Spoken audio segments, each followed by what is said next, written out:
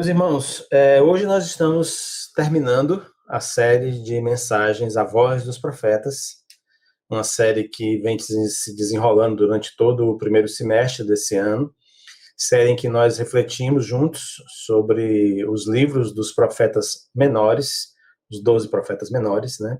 Durante várias semanas, durante esse começo de ano, nós vimos juntos os principais destaques, ou principais pontos, né, dos livros do profeta Oséias, Joel, Amós, Jonas, Miqueias, Naum, Abacuque, Sofonias, Obadias, Ageu e Zacarias. E hoje nós vamos nos debruçar também de forma abreviada, mas com a graça de Deus de forma profunda, segundo o seu Espírito, no livro do profeta Malaquias.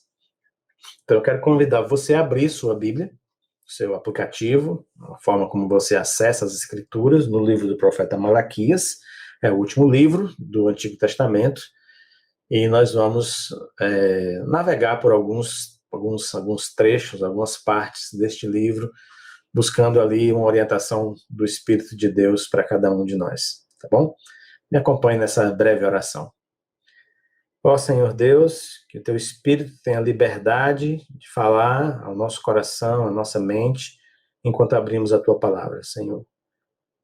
Dá-nos um coração amolecido, de maneira que ao ouvir a Tua voz, a gente responda de forma aberta, de forma tranquila, entendendo que o Senhor quer o melhor para cada um de nós.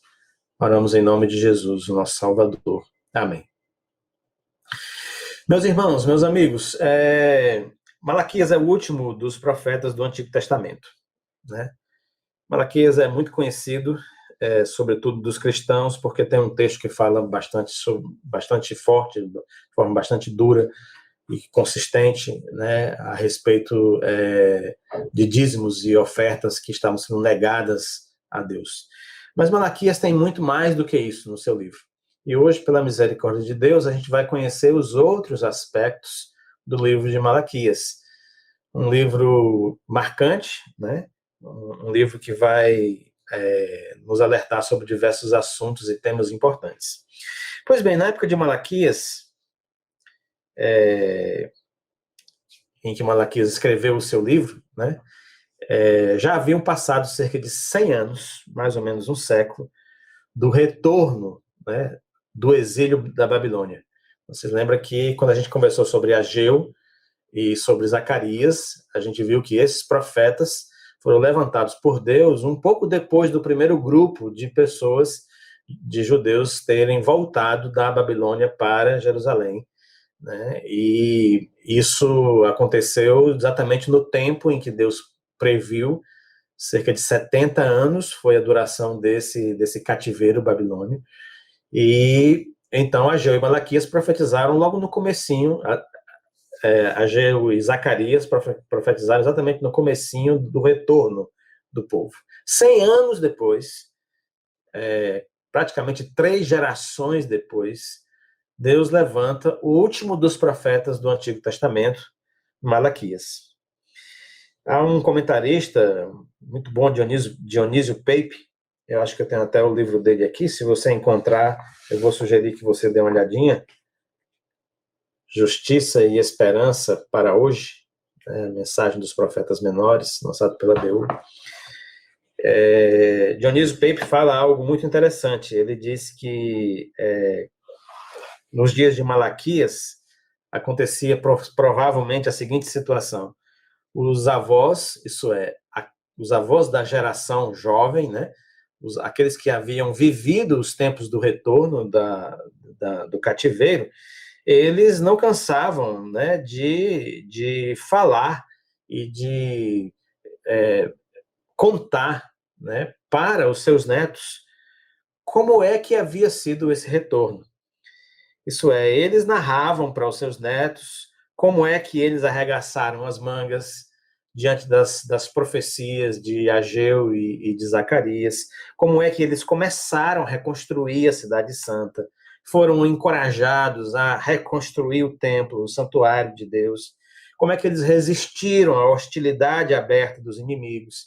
E assim, esses avós agora, que era aquela geração da época do retorno do exílio, contava certamente para os seus netos a respeito daquilo que Deus tinha feito. Como a pregação de Ageu e Zacarias, né, provocou neles uma tremenda renovação espiritual. E isso realmente aconteceu. Quando Ageu e Zacarias anunciaram e falaram a respeito da necessidade da reconstrução do templo, e que eles estavam, na verdade, perdendo tempo ali enquanto não se dedicavam a construir, a reconstruir o templo do Senhor, houve, depois da palavra deles, uma renovação espiritual no povo. Os sacerdotes passaram a falar sobre a necessidade de uma vida santa, de uma vida santificada. A palavra de Deus voltou a ser lida publicamente, já não era mais lida publicamente, o povo começou a ler a palavra de Deus de forma pública, né? A justiça em relação ao semelhante passou a ser uma coisa importante, que já não era algo com que se importava. E a idolatria foi abominada. Então, assim, o momento da pregação de Ageu e de Zacarias provocou realmente um tempo de renovação espiritual. Mas essa renovação espiritual, ela era a história dos avós. Ela tinha acontecido cerca de 100 anos antes de Malaquias ser levantado pelo Senhor para exercer o seu ministério profético. E essa é uma verdade muito, muito certeira, né? Cada geração precisa da sua própria experiência. Cada geração precisa da sua própria resposta. Precisa experimentar a sua própria caminhada. É muito bom ouvir a história dos avós. É maravilhoso ouvir a história dos pais. Mas é preciso experimentar por si mesmo a caminhada com o Senhor também. Porque se a gente não experimenta pela gente mesmo, se torna uma história de ouvir falar. Não é a nossa, é a história do passado. Pois bem, cada geração precisa dessa resposta. E isso é verdade porque com o passar do tempo, aconteceu o que sempre acontece quando a geração que está vivendo não experimenta. E ela fica olhando apenas para o passado, apenas para o que os outros viveram, né? E o que foi que aconteceu é que, com o passar do tempo, aquele fervor espiritual que havia lá na pregação de Ageu, lá nas profecias de Zacarias, aquele fervor esfriou. E aquele padrão moral que chamava a santidade a partir do anúncio dos profetas e dos sacerdotes, aquele padrão moral caiu. E a verdade é que os netos daquela primeira geração, daqueles que construíram o templo, agora estavam acomodados, estavam vivendo uma religião de aparências, uma religião apenas de formas, uma religião sem um relacionamento pessoal com Deus. Eles apenas ouviam falar a respeito da história dos seus avós e dos seus pais, mas eles mesmos não tinham uma caminhada com o Senhor. O resultado é muito interessante, meus irmãos, porque Malaquias dá conta, né, de que os cultos estavam cheios. Aquelas gerações aprenderam a cultuar a Deus, mas aprenderam apenas os formalismos do culto. Aprenderam apenas a formalidade, o rito do culto. Então, os cultos estavam cheios, mas era só formalidade.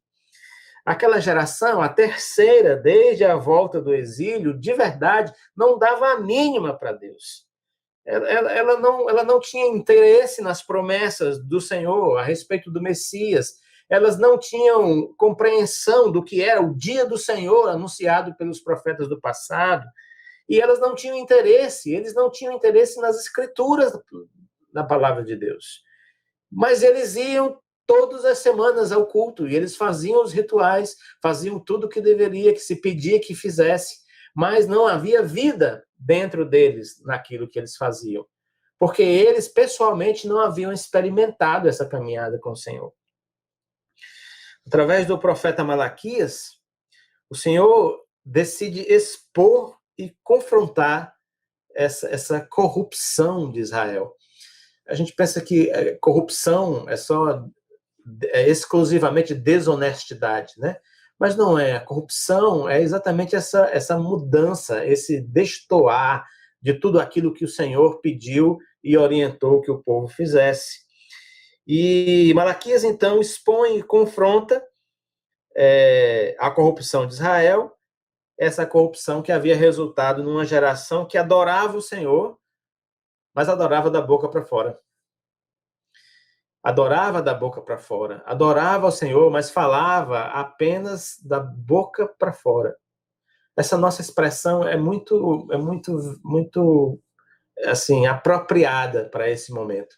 Porque eles iam aos cultos, eles cantavam as canções, eles liam as escrituras, eles realizavam os ritos, eles diziam as palavras, mas não havia vida dentro deles em relação àquilo. E Deus, então, resolveu se pronunciar sobre isso. E eu acho isso muito impressionante, meus irmãos, porque, novamente, é uma prova de que o Senhor está preocupado com o modo como nós vivemos as nossas vidas. O Senhor não está de lado, de costas, sem atenção à maneira como você vive a sua vida. Não, Ele está atento à maneira como eu e você vivemos nossas vidas. E Ele tem interesse nisso, porque essa maneira como nós vivemos pode resultar em vida ou em morte. E o Senhor quer que resulte em vida, e vida abundante. Por isso, Ele tem interesse sobre a maneira como nós vivemos nossas vidas. Aqui, novamente, o Senhor preocupado. Agora, deixe-me dizer, a preocupação do Senhor não é tanto sobre dizer as palavras certas. Entende que algumas pessoas estão muito preocupadas em dizer as palavras certas, ou então ficam preocupadas em fazer o ritual da forma certa, em fazer tudo certinho do jeito que... Não é sobre dizer palavras certas, não é sobre fazer o ritual certo, mas é sobre viver a vida, e viver a vida de uma maneira, ou da maneira que Deus orienta. Então, a preocupação de Deus é sobre como nós vivemos nossas vidas. Como é que nós nos relacionamos com as pessoas, as respostas que nós damos, aquilo que nós consideramos importante na nossa caminhada, as coisas pelas quais nós nos doamos, as coisas pelas quais nós nos dedicamos, aquilo que nós amamos. Todas essas coisas são importantes, elas pautam a nossa maneira de viver e o Senhor está preocupado com ela, porque elas podem resultar em caminhos de morte ou caminhos de vida. É muito impressionante porque essa preocupação do Senhor sobre viver a vida que Deus nos orienta a viver, ela está relacionada com a nossa confiança de que Ele tem o melhor para nós. O Senhor deseja, almeja a nossa confiança de que a vontade dEle é sempre boa, perfeita e agradável. E Ele age para produzir, para fazer brotar em nós essa confiança. É sempre a respeito disso, de viver confiando no Senhor. Nunca é sobre as palavras certas, nunca é sobre o ritual certo, mas é sobre a vida que agrada a Deus, porque vai resultar em vida no final. O modo de viver que agrada a Deus, porque vai resultar em vida. E por isso Deus levantou o profeta Malaquias. E tem levantado muitos profetas no decorrer da história. E hoje levanta muitos homens e mulheres de Deus para falar a respeito do nosso modo de vida. O livro de Malaquias, ele adota claramente um estilo indutivo. Ele é um estilo que vai fazendo perguntas e que vai caminhando com perguntas e respostas, conduzindo a gente por um determinado raciocínio. São ao todo 27 perguntas no livro de Malaquias. E essas perguntas estão no contexto de um diálogo aberto entre Deus e o seu povo. E assim, nesse diálogo é muito interessante, porque Deus deixa de lado o formalismo, né? Deus deixa de lado os ritos religiosos. O Senhor vai direto às questões que mais o incomodavam. E isso é algo muito precioso, a gente saber quais eram as coisas que estavam incomodando a Deus no modo de vida dos israelitas. Porque, como é todo mundo gente, a gente acaba reproduzindo esses modos de vida. Então, quando a gente olha para as coisas que Deus achou que não estavam bem no modo de viver dos israelitas, isso pode funcionar como um espelho para a gente. E para a gente enxergar o nosso próprio modo de vida. Tá bom? Muito bem, vejamos então alguns blocos dessas conversas, né, desses diálogos do Senhor com o seu povo, no livro do profeta Malaquias. Bom, o primeiro trecho que eu quero ler e comentar com vocês é no primeiro capítulo, Malaquias capítulo 1, a partir do verso 2 até o verso 5. Malaquias 1, de 2 a 5. Diz assim o texto da palavra de Deus. Eu sempre amei vocês, diz o Senhor. Mas vocês perguntam, de que maneira nos amou? E o Senhor responde, foi desta maneira, amei seu antepassado Jacó, mas rejeitei o irmão dele, Esaú. E devastei sua região montanhosa, transformei a propriedade de Esaú num deserto para chacais. O povo de Edom talvez diga, fomos arrasados, mas reconstruiremos as ruínas. O Senhor dos Exércitos, porém, declara, podem reconstruir, mas eu demolirei tudo outra vez. Seu país ficará conhecido como terra da maldade, e seu povo será chamado de povo contra o qual o Senhor está irado para sempre. Quando vocês virem a destruição com os próprios olhos, dirão, a grandeza do Senhor vai muito além das fronteiras de Israel. Meus irmãos, meus amigos, a primeira questão apresentada pelo Senhor é uma queixa, a queixa de que o povo de Deus que o povo de Deus não se sentia amado por Deus, né? O povo de Deus falava que Deus tinha desconfiança a respeito do amor dele. Eles diziam que Deus não os amava e que Deus nunca os tinha amado. Essa era uma coisa que estava assim acontecendo na mente e no coração de muitas pessoas. O sentimento, a percepção de que Deus não os amava. E esse é um ponto central para a relação de Deus com o homem. É muito provável, dizem os estudiosos, que essa queixa do povo a respeito do amor de Deus, né, queixando-se a respeito do amor de Deus, que essa queixa tenha se instalado porque aquela prosperidade econômica, a prosperidade política de Israel, que era uma expectativa muito forte, ela não aconteceu. As expectativas a respeito dessa grande riqueza e de uma posição de destaque de Israel no cenário internacional não aconteceu. Essas expectativas foram frustradas.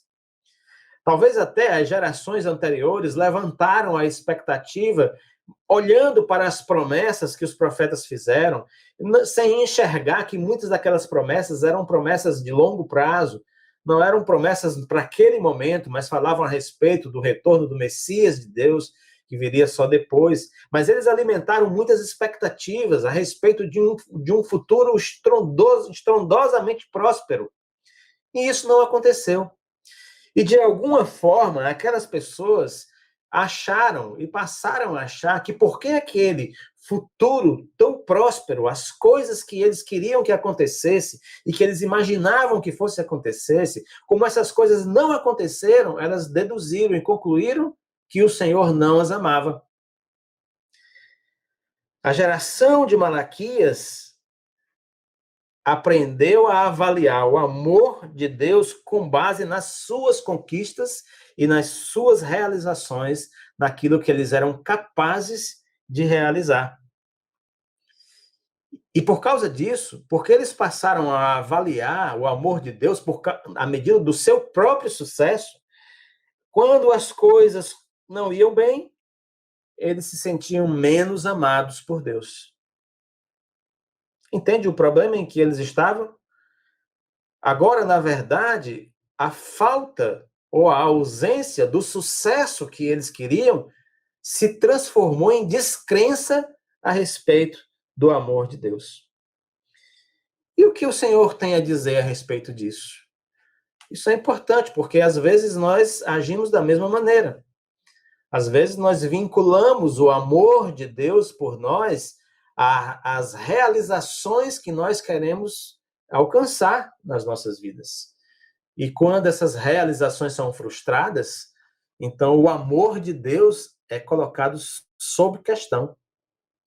Que resposta tem o Senhor? Bom, em resposta a essa visão míope, pequena, de curto prazo, focada só em si mesmo, o Senhor afirma que o seu amor, e aliás, afirmou, né, que o seu amor é um amor antigo. O Senhor afirma que o seu amor é um amor de uma aliança antiga. É um amor de um pacto de amor que ele fez com os antepassados daquela geração. Ele afirma o seu amor lembrando da aliança que ele fez com Jacó, relembrando que ele agiu em benefício do povo durante toda a história deles. O Senhor amplia a visão e diz: vocês estão focados apenas no sucesso imediato das coisas que vocês desejam para medir o meu amor por vocês? O meu amor por vocês é muito maior do que isso e é muito mais amplo, e ele está ancorado no pacto, no acordo que eu fiz de amar Jacó e os seus descendentes para sempre. O Senhor recorre à história para demonstrar que sim, o amor dele é verdadeiro e está presente o tempo todo. Meus irmãos, meus amigos, esse é um aprendizado importante. O amor de Deus não é medido, não pode ser medido pela prosperidade que nós alcançamos, pelos objetivos que nós atingimos. Não, o amor de Deus não pode ser medido dessa forma. Não são as nossas conquistas que dizem a intensidade do amor de Deus por nós. Não é aquilo que você alcançou que diz que Deus lhe ama. Não é. O que diz que Deus lhe ama é a história de amor que Deus tem com você. A história de amor revelada em Cristo Jesus, que entregou a sua vida na cruz, no Calvário, para que você pudesse viver uma vida plena. A história de amor é que revela o amor de Deus. E não os seus sucessos ou fracassos em algumas coisas ou desejos que você tem agora nesse momento. Para avaliar o amor de Deus, portanto, você precisa olhar para a história. Mas você precisa olhar não apenas para a sua história. É bom se você olhar já para a sua história e enxergar aquilo que Deus já tem feito na sua vida. Mas você precisa olhar para a história antes mesmo de você existir. Sim, a grande história de amor contada pela cruz. Você precisa olhar para a grande história de amor contada pelos cravos pregados na mão do Senhor Jesus Cristo, pela coroa de espinhos colocada em sua cabeça, pela tumba vazia depois que ele ressuscitou dos mortos. É essa a grande história de amor na sua vida. E ao olhar para essa grande história de amor, esses pequenos fracassos vão ser nada diante de você. Esses pequenos insucessos, alguns desejos não alcançados não serão nada diante do grande amor do Senhor revelado na sua história e na história da salvação. Por você e por mim, o Senhor entrou na história. Entrou na história da humanidade. Na pessoa de Jesus, ele pagou com a própria vida para que você pudesse viver eternamente uma vida abundante. Essa é a grande história de amor que antecede você. É por ela que você deve medir o amor de Deus por você. Há um segundo bloco, um pouco mais extenso, acho que nós não vamos ler todos os versos dele, mas ele vai do verso 6 do primeiro capítulo até o verso 9 do segundo capítulo, tá certo? Essa é a segunda questão levantada pelo Senhor. Eu vou ler só o comecinho aqui, só para a gente poder se pautar. Só os versos 6, 7, 6 e 7. Só para a gente depois passar para o comentário, tá? O Senhor dos Exércitos diz aos sacerdotes: o filho honra seu pai, e o servo respeita seu senhor. Se eu sou seu pai e seu senhor, onde estão a honra e o respeito que mereço? Vocês desprezam meu nome. Mas vocês perguntam: de que maneira desprezamos teu nome? Vocês o desprezam, oferecendo sacrifícios contaminados sobre o meu altar. E vocês perguntam: de que maneira contaminamos os sacrifícios? E aí vai o texto seguindo, nós vamos conversar sobre ele.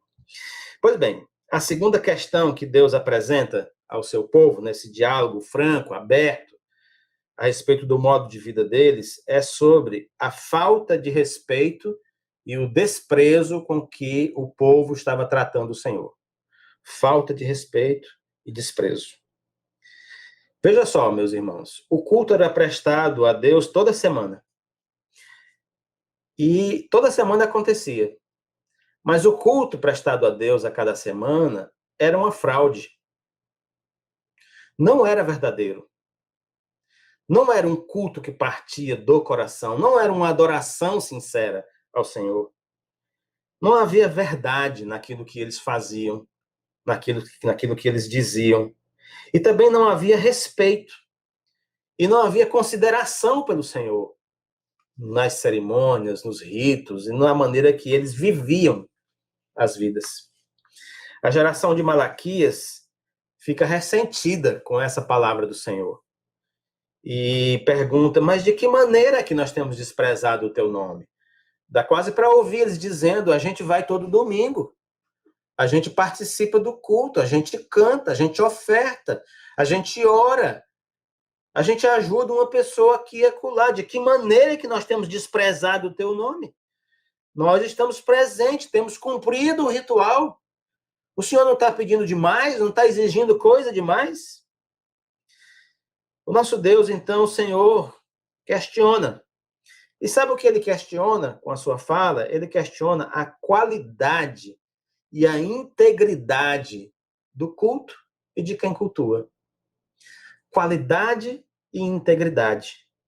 Qualidade do culto oferecido, o tipo de culto oferecido e a integridade da pessoa que oferece o culto. Isso é a sua motivação ao prestar o culto. Porque não interessa de verdade ao Senhor ser adorado como parte de uma mera cerimônia. O Senhor não tem interesse nenhum, ele já revelou isso com clareza, tinha revelado isso com clareza ao profeta Isaías. Depois, se você tiver a oportunidade de ler os primeiros capítulos do profeta Isaías, você vai ver. O Senhor chega a dizer assim: eu não aguento mais ouvir as músicas de vocês, eu viro de lado quando vocês começam a cantar, porque vocês associam o culto a mim com uma vida que não tem nada a ver comigo. Então, assim, não é uma... O Senhor questiona porque ele não tem interesse em ser adorado apenas por uma cerimônia, apenas por um ato religioso. Mas, como disse Jesus séculos depois, o Senhor tem interesse numa adoração em espírito e em verdade. Por isso ele põe em xeque o culto que estava sendo prestado pelos contemporâneos de Malaquias. E a fala do Senhor é bem contundente, porque ele diz assim, que vocês desprezaram o meu nome, né? O finalzinho do verso 6. Vocês desprezam o meu nome. Aí o diálogo segue. De que maneira nós desprezamos? O verso 7 diz: vocês o desprezam oferecendo sacrifícios contaminados sobre o meu altar. E o que significa esses sacrifícios contaminados? O Senhor explica bem direitinho o que são esses sacrifícios contaminados. Esses sacrifícios contaminados são, na verdade, ofertas oferecidas a Deus, manchadas de uma motivação escusa, de uma motivação ruim, fora daquilo que deveria ser o correto. Os sacrifícios oferecidos, o culto oferecido a Deus estava sendo oferecido com uma atitude desleixada, sem atenção, desatenciosa, desrespeitosa, e com um certo sentimento de desprezo pelo Senhor. E como que o Senhor checou, verificou que isso estava acontecendo? Você pode dizer, mas Deus é Deus, ele conhece o coração. Mas não foi conhecendo o coração, não. Foi pela forma como o culto estava sendo prestado. Havia sinais externos de desprezo a Deus. Havia sinais externos de falta de respeito e de consideração a Deus. Estava claro. E o que é que Deus aponta? Ora, vocês sabem que parte do culto que era realizado a Deus, conforme a antiga aliança com Moisés, parte desse culto implicava no sacrifício de animais, animais que eram ofertados a Deus como um sinal de arrependimento. Animais que recebiam simbolicamente sobre si o pecado daquele que o sacrificava, e assim a pessoa era perdoada por Deus diante daquilo que oferecia ao Senhor. Havia toda uma simbologia nos sacrifícios. E esses animais que eram sacrificados a Deus como uma simbologia de arrependimento, Deus pedia que esses animais fossem animais perfeitos, animais sem mancha, sem mácula, animais saudáveis. Aquilo representava, ao mesmo tempo, a confiança em Deus e também um coração grato a Deus por tudo que estava acontecendo naquele momento, isso é, o perdão recebido. E sabe o que acontecia então com a geração de Malaquias? O verso 8 diz assim: acaso não é errado sacrificarem animais cegos? Não é errado oferecerem animais aleijados e doentes? Apresentem ofertas como essas ao seu governador e vejam consideração, desrespeito com Deus, falta de desejo de agradar a Deus. Era assim que aquela geração estava vivendo. Além dos animais cegos, aleijados e doentes, no verso 13, que se repete essa denúncia de Deus, fala inclusive de animais roubados. Então preste atenção, havia quem entregasse a Deus como oferta de gratidão animais roubados. Ora, isso era uma afronta ao Senhor. De toda a forma, era uma afronta ao Senhor. Era como se dissesse ao Senhor: eu não tenho nenhum senso de proximidade com você, você não me interessa, eu não quero saber de você. Fique com o seu animal que você pediu aí, tá aqui, encontrei esse, pronto. Por isso o Senhor diz: vocês estão me desprezando. Vocês não têm nenhum amor por mim. Vocês querem apenas cumprir o ritual, fazer de conta que vocês cumpriram o ritual. E Deus olha para eles e diz: vocês acham que eu vou me alegrar com isso? Que eu vou gostar disso? Agora, preste atenção, meu amado irmão, meu amigo. A questão não é principalmente ou de forma mais profunda sobre os animais. Não é sobre os animais propriamente dito. Os animais sacrificados dessa forma, entregues a Deus, animais cegos, coxos, doentes e roubados, eles apenas revelam algo que estava no coração daquele povo, o completo desprezo por Deus. Então, a questão não é o animal propriamente. Deus já falara, inclusive, lá também no profeta Isaías, que os animais são todos dele e que não faz diferença. Assim como tudo que existe no mundo, os animais sacrificados já são dele. Então você não está dando nada a Deus. É como se Deus dissesse: você não está me dando nada, esse animal já é meu. Esse animal apenas representa algo no seu coração, uma gratidão, um respeito, um amor. Mas a verdade é que os animais entregues pela geração de Malaquias não representavam nada disso, apenas desprezo a Deus.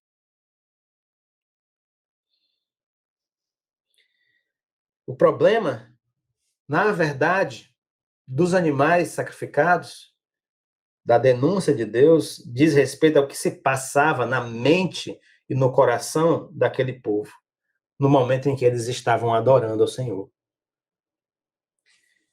Então, veja só, meu amado amigo e meu irmão, se o culto é uma barganha, então é melhor oferecer pouco para receber o máximo. Entende a lógica? Se o culto é uma barganha com Deus, eu vou entregar o animal cego, porque não me custa muito. E aí eu vou conseguir a bênção de Deus que eu estou querendo. Se o culto é uma barganha, eu vou oferecer aquele animal que já está doente. Ele vai morrer de todo jeito, não vai me custar muito. E eu vou receber a bênção do Senhor. Se o culto é uma barganha, então fazer de conta que eu estou adorando a Deus, fazer o rito vazio não é problema. Se o culto é uma barganha, então mentir também não é problema. Se o culto com Deus é uma barganha, meu irmão e meu amigo, levar vantagem sobre Deus ou tentar levar vantagem sobre Deus não é problema. Essa relação doentia é aquilo que estava sendo levantado pelo Senhor e colocado em pratos limpos para dizer: vocês estão agindo assim comigo. Vocês estão me desprezando. Se o culto é uma barganha, então não há integridade. Não há integridade naquele que adora. Não há gratidão, não há amor. Não há respeito, não há consideração, apenas desprezo. E era essa a questão levantada pelo Senhor. Meus amados irmãos, nós precisamos ficar muito atentos sobre isso. As motivações do nosso culto, aquilo que nós entregamos ao Senhor, colocamos diante dele, por que colocamos diante dele, aquilo que expressa a nossa gratidão, faz sentido conforme aquilo que Deus tem feito nas nossas vidas. O nosso culto a Deus precisa ser avaliado. Era isso que Malaquias estava colocando diante da sua geração. O verso 14, ainda do capítulo 1, o Senhor chama de trapaceiros aqueles que tentam fazer de conta que estão confiando nele. Vamos ver o verso 14. Maldito seja o trapaceiro que promete um carneiro forte do seu rebanho, mas depois sacrifica ao Senhor um animal defeituoso. Pois eu sou o grande rei, diz o Senhor dos exércitos, e meu nome é temido entre as nações.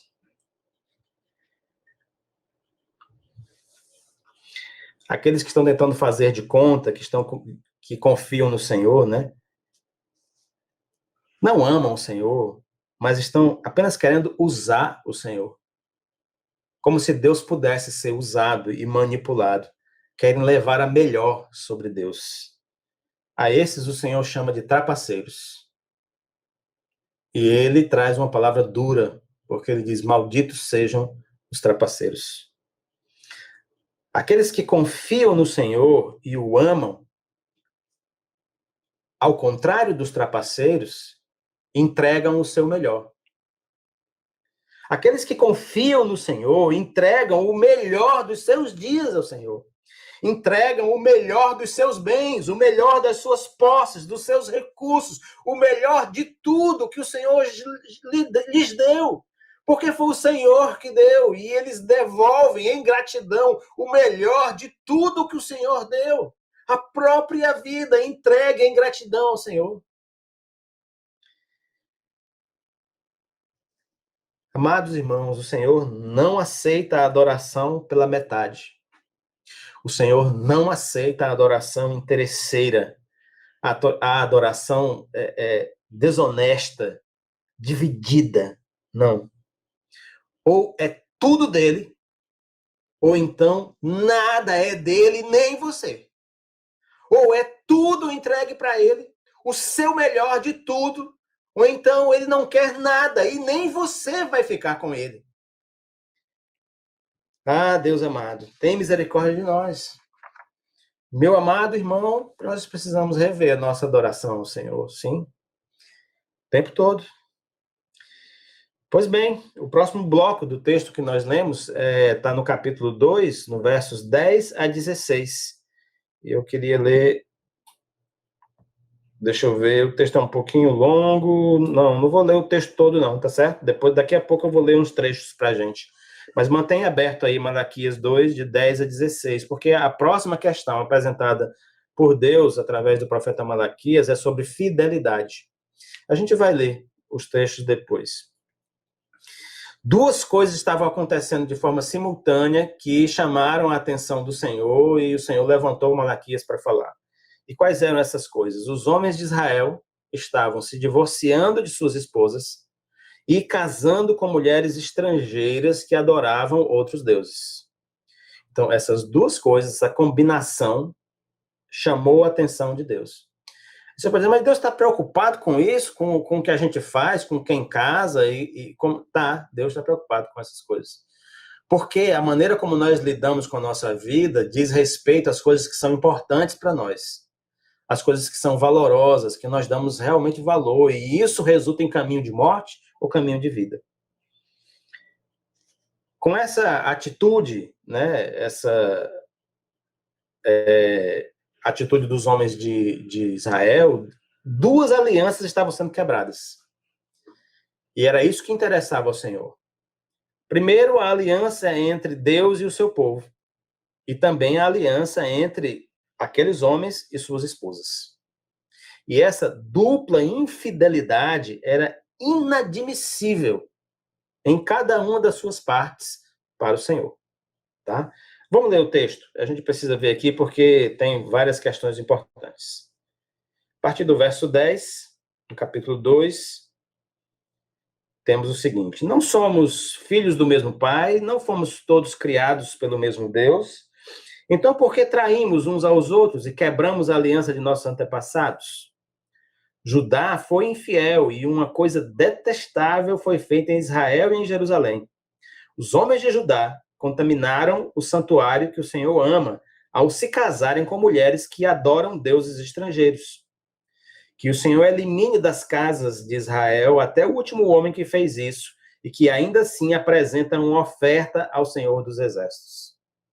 A outra coisa que vocês fazem, verso 13. Cobrem de lágrimas o altar do Senhor, choram e gemem, porque ele não dá atenção às suas ofertas, nem as aceita com prazer. E ainda perguntam por quê? Porque o Senhor foi testemunha dos votos que você fez, e que você e sua esposa fizeram quando jovens. Mas você foi infiel, embora ela tenha continuado a ser sua companheira, a esposa a qual você fez seus votos de casamento. Acaso o Senhor não o fez um só com sua esposa? Em corpo e em espírito, vocês pertencem a ele. E o que ele quer? Dessa união, quer filhos dedicados a ele. Portanto, guardem seu coração, permaneçam fiéis à esposa de sua mocidade. Verso 16, pois eu odeio o divórcio, diz o Senhor, o Deus de Israel. Divorciar-se de sua esposa é cobri-la de crueldade, diz o Senhor dos Exércitos. Portanto, guardem seu coração, não sejam infiéis. Até o verso 16. Tá bom aí. Meus irmãos, o povo de Israel já havia sofrido muito por causa desses casamentos mistos. Eram casamentos que causaram muita dor, muito sofrimento, né? Como pode haver paz, concordância e temor ao Senhor,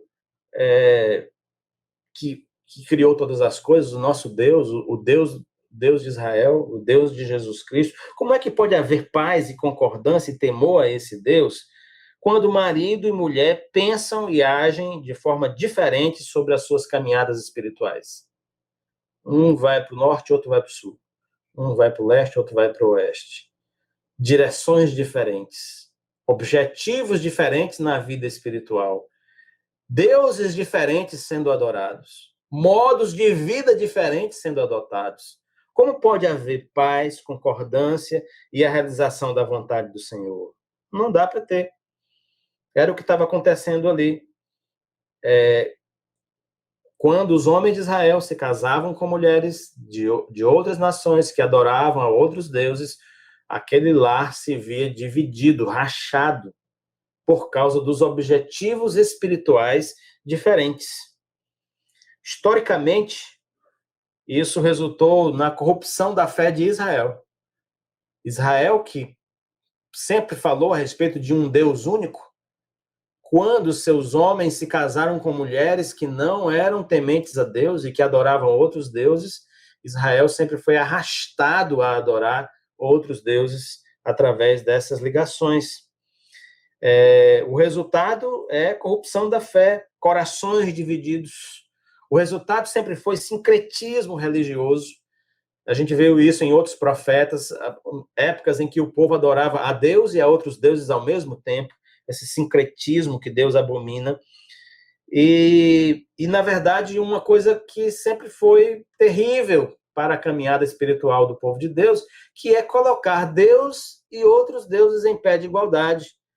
É por isso que muitas vezes as escrituras dizem, vocês decidam quem vocês vão servir, vocês não podem servir a um e a outro, vocês não podem colocar, porque o Senhor, Deus Criador dos céus e da terra, não divide a sua glória com ninguém, ele é Deus único, os outros são não deuses. E isso tudo causou sempre muita dor, muito sofrimento, e até o abandono da fé. Esse é o tal do jugo desigual, que o apóstolo Paulo vai falar séculos depois, orientando a igreja do Senhor para não se colocar em jugo desigual. Então, essa infidelidade do povo para com Deus era algo que estava chamando a atenção do Senhor, ao se casarem com mulheres que não temiam ao Senhor e que adoravam a outros deuses. A outra parte dessa infidelidade era que os israelitas estavam abandonando suas esposas, se divorciando delas para se casarem com essas mulheres estrangeiras.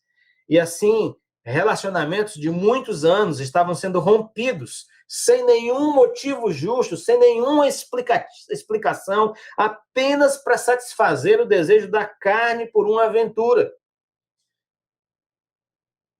O profeta Malaquias relembra, então, nessa sua fala, as bases da união entre um homem e uma mulher, que já tinham sido lançadas há muito tempo pelo Senhor.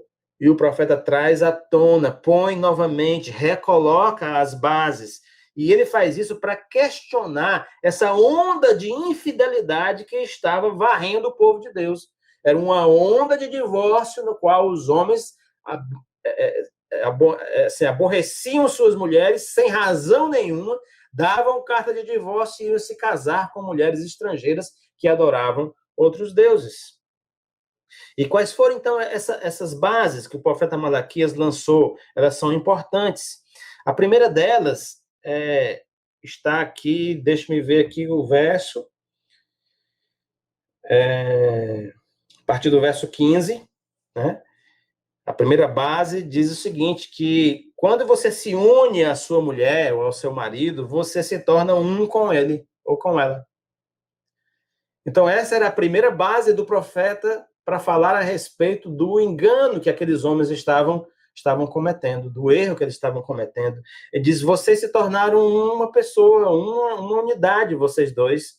Né? Ele está aqui trazendo à tona as palavras lá de Gênesis e recolocando as bases. Olha, existe uma unidade que se formou no momento em que vocês se comprometeram um com o outro de viver em companhia, em suporte, em amor por resto de suas vidas. E essa unidade, ela está protegida por Deus. Deus tem interesse em manter essa unidade, porque essa unidade faz bem para a vida da humanidade, para a vida das pessoas, para a vida daqueles que estão envolvidos. Essa unidade está protegida, ela não deve ser violada. Essa unidade que Deus promoveu ao juntar um homem e uma mulher não deve ser violada de maneira frívola, de maneira irresponsável, como estavam fazendo aqueles homens, rejeitando suas mulheres por nada.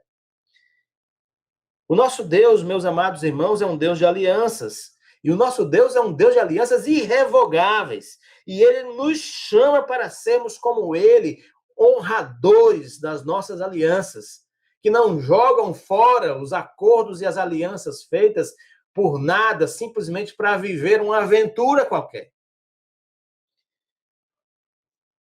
O profeta continua lançando as bases dessa relação quando ele diz que quando um homem e uma mulher se une à sua mulher sobre as bênçãos de Deus, quando os dois se juntam, ambos agora trabalham em conjunto, porque pertencem ao Senhor.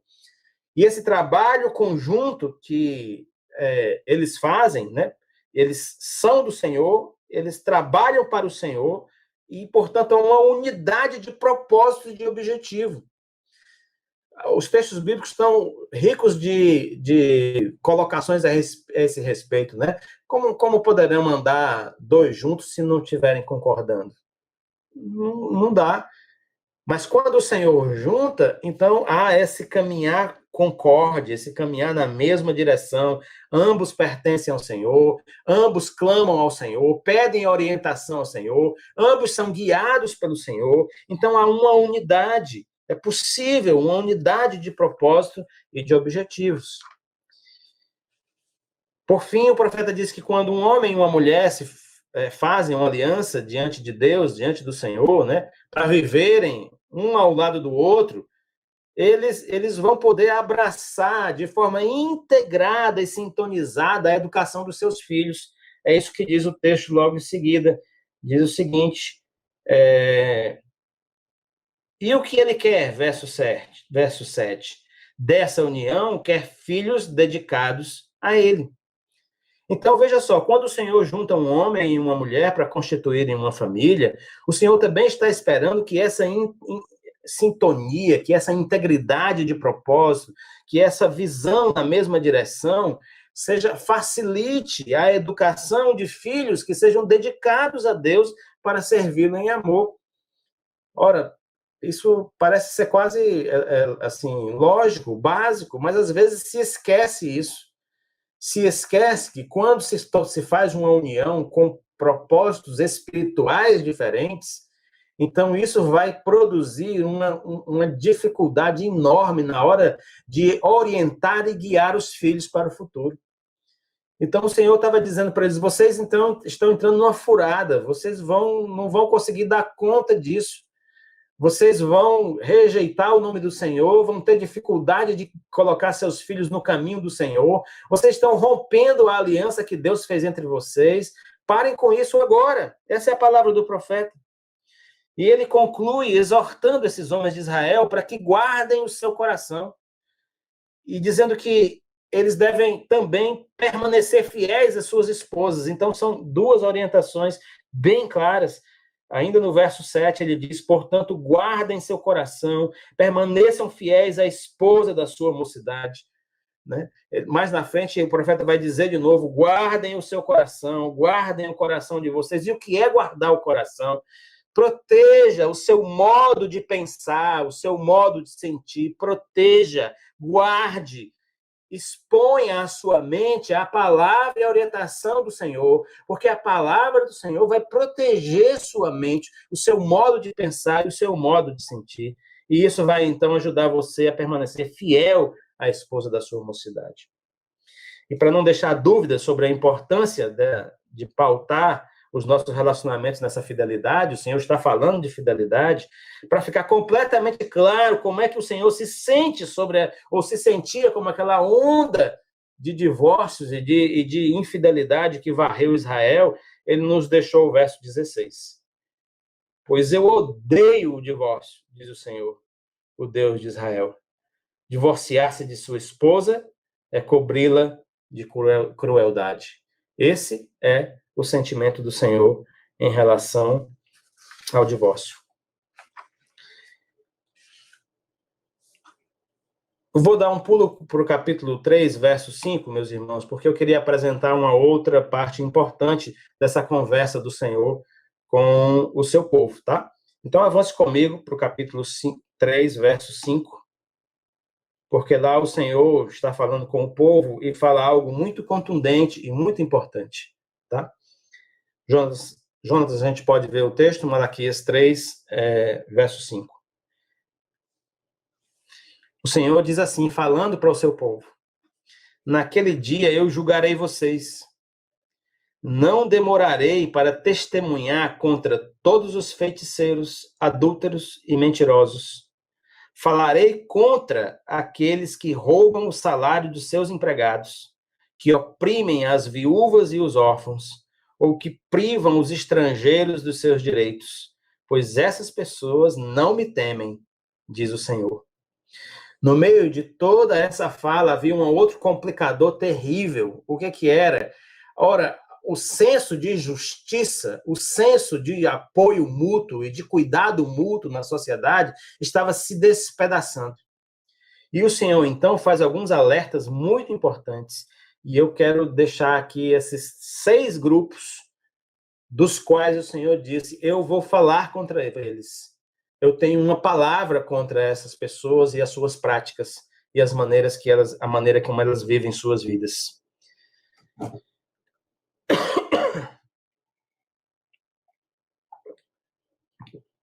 Primeiro Deus fala dos feiticeiros.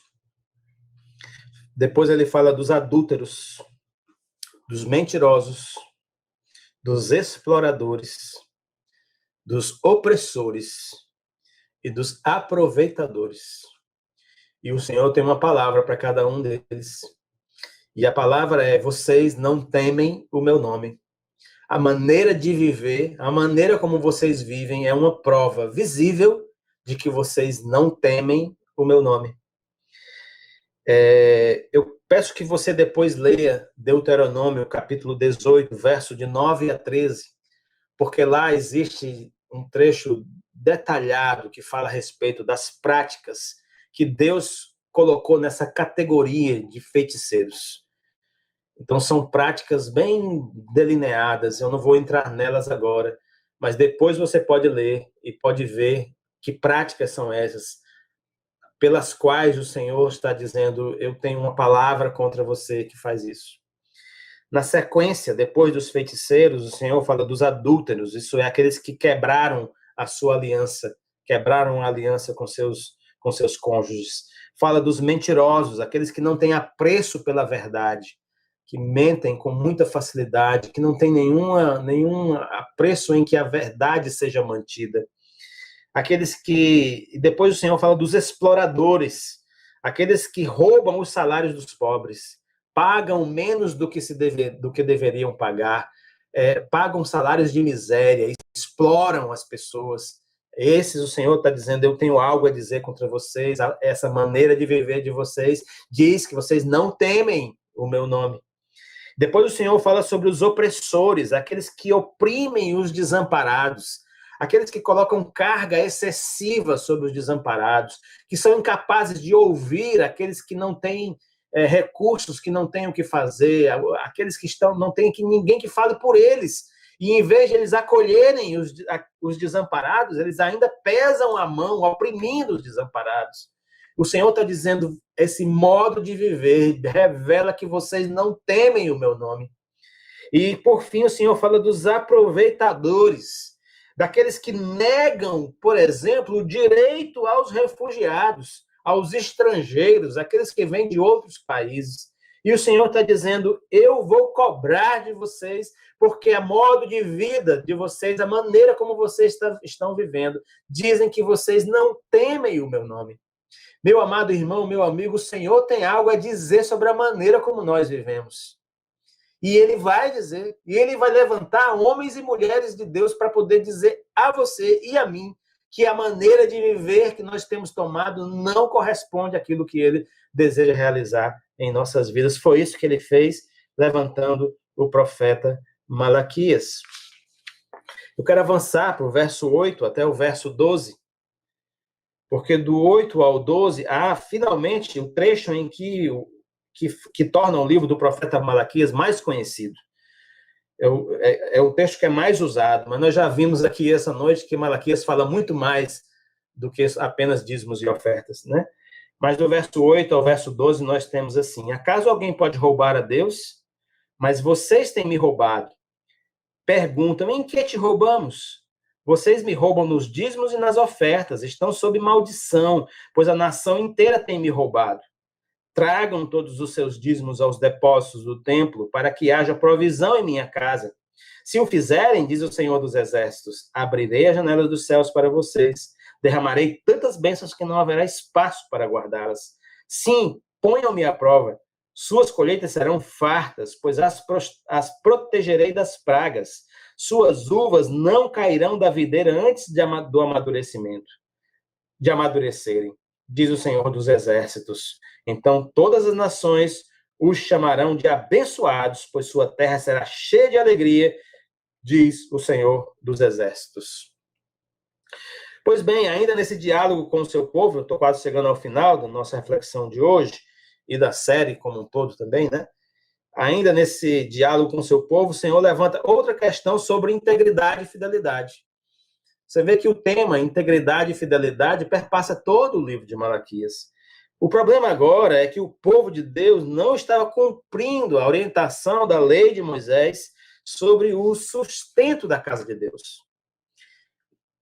O templo precisava ser sustentado porque isso envolvia a provisão necessária para sustentar sacerdotes e levitas que não tinham terra para trabalhar, que não trabalhavam na economia de uma forma geral, mas que trabalhavam fazendo os serviços do templo.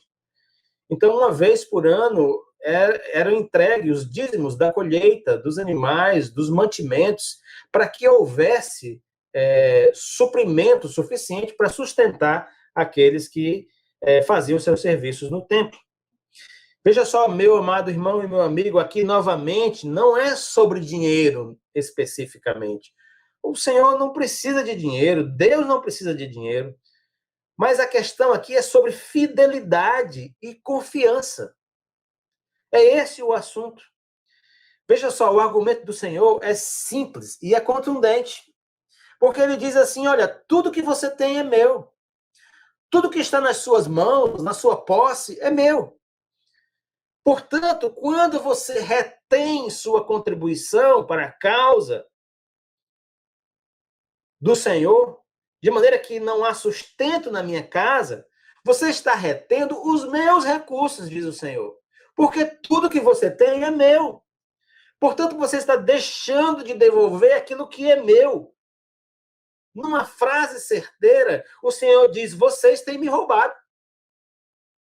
Preste atenção como é que o Senhor explica isso. Diz, vocês estão achando que é de vocês alguma coisa? Não é nada de vocês, é tudo meu. E eu então entregue para vocês expressarem a confiança que tem no suprimento que eu dou para vocês. E quando vocês expressam essa confiança, vocês enchem a casa do Senhor de suprimentos para que aqueles que servem na casa do Senhor sejam sustentados. No entanto, aquele povo estava retendo aquilo que era de Deus. Não entregava. Ah, meus amados irmãos, nós precisamos rever o nosso entendimento a respeito do que é nosso, do que nós temos, rever o nosso entendimento a respeito da confiança que nós temos ou não temos no Senhor e avaliar nossa integridade diante dele, o que estamos fazendo com os recursos e os bens que ele tem nos dado, com a vida que ele tem nos dado. É esse o chamado de Malaquias nesse ponto. Pois bem, eu quero concluir no trecho que vai no capítulo 3, do verso 13 ao 15, porque eu quero ressaltar a indignação do Senhor contra o seu povo. Nesse trecho, do 3 ao 15, nós vemos o Senhor falando a respeito dessa condição de indignação dele. O Senhor diz, vocês falaram coisas horríveis contra mim. Que coisas horríveis foram essas? Porque eu tenho interesse em saber que coisas horríveis foram essas que foram ditas contra o Senhor, porque eu quero passar longe dessas coisas horríveis que foram ditas contra o Senhor. Eu quero que passe longe da nossa boca essas coisas. Os versos 14 e 15 revelam o que Deus considera uma grande ofensa. Vejam só. Vocês disseram, de que adianta servir a Deus? Que vantagem temos em obedecer suas ordens ou chorar por nossos pecados diante do Senhor dos Exércitos? De agora em diante, chamaremos de abençoados os arrogantes, pois os que praticam maldades enriquecem, e os que provocam a ira de Deus nenhum mal sofrem. Essas são as coisas terríveis que foram ditas a respeito de Deus. O Senhor considera essa fala um desprezo ao seu amor compassivo. Não há nada pior do que deixar de acreditar, de confiar em quem Deus é. Quando nós jogamos fora a confiança em quem Deus é, nós jogamos tudo. Foi embora, não restou nada. E o Senhor é ofendido quando nós negamos quem Ele realmente é. Então, veja só. Quem acha que não vale a pena servir ao Senhor, quem pensa que não há vantagem em obedecer à vontade de Deus, quem não vê benefícios em clamar o perdão de Deus pelos seus pecados, meus amados irmãos, quem chama o mal de bem, quem chama o bem de mal, quem zomba do Senhor, quem vive de forma ostensiva contra a sua vontade, está falando coisas terríveis contra o Senhor. É isso que o Senhor está nos dizendo através desse texto. A minha pergunta é, será que o seu modo de vida, a maneira como você está vivendo, é uma ofensa contra Deus? Será que o seu modo de vida tem sido um desprezo pelo Senhor? Será que você tem jogado fora quem Deus é? O Senhor disse, vocês disseram coisas horríveis a meu respeito. Pode ser que você esteja nessa condição de alguém que tem vivido e dito coisas horríveis ao Senhor, mas em nome de Jesus eu peço que você não se desespere, não ainda, não se desespere. Existe ainda uma chance para você que tem vivido dizendo coisas terríveis contra o Senhor. Não se desespere. Verso 16 do nosso texto diz o seguinte: depois dessas coisas terríveis ditas contra o Senhor, então aqueles que temiam o Senhor falaram uns com os outros, e o Senhor ouviu o que disseram. Na presença dele foi escrito um livro memorial para registrar os nomes dos que o temiam e que sempre honravam o seu nome. Verso 17: eles serão meu povo, diz o Senhor dos Exércitos. No dia em que eu agir, eles serão meu tesouro especial. Terei compaixão deles como o pai tem compaixão de seu filho obediente. Então, eu lhe peço, não se desesperem ainda. Sabe por quê? Porque pode ser que o seu nome venha a ser registrado nesse livro memorial.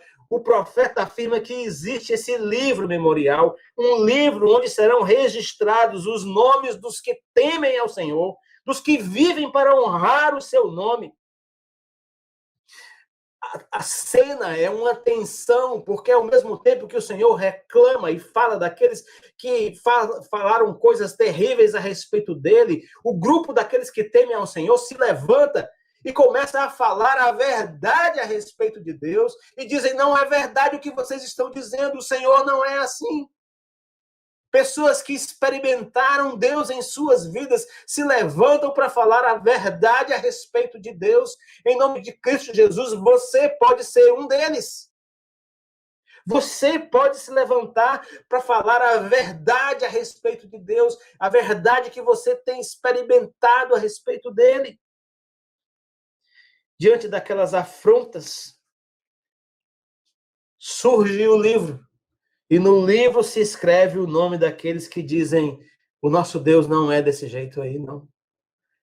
Não. Sobre esses, cujo nome estão escritos no livro, o Senhor diz assim, eles serão meu povo.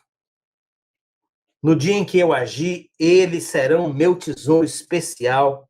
Eu terei compaixão deles, diz o Senhor. O profeta Malaquias, assim como todos os outros antes dele, meu amado irmão e meu amigo, foi levantado para nos alertar sobre o modo como nós vivemos. Sim, é isso que ele está falando no seu livro. O Deus que nos criou tem grande alegria quando nós vivemos a plenitude da vida que ele nos deu. E por isso é que ele incansavelmente nos chama para confiar no seu amor, porque ele quer escrever o nosso nome naquele livro. Aquele livro que diz: esses são aqueles que confiaram em mim. Esses são aqueles que falaram a verdade a meu respeito, porque experimentaram o meu amor. Se você ainda não experimentou essa guinada, porque isso é uma guinada de vida, deixar de ser alguém que vira as costas para Deus e passar a ser alguém que caminha em direção a Deus. Pois se você não experimentou isso ainda, hoje mesmo, isso pode acontecer com você. Hoje mesmo. Confie no amor de Deus, demonstrado na cruz. Creia em Jesus como seu Senhor e Salvador. O Espírito de Deus vai guiar os seus passos em direção ao Senhor e vai transformar o seu jeito de viver para que você experimente a vida plena que Jesus preparou para você.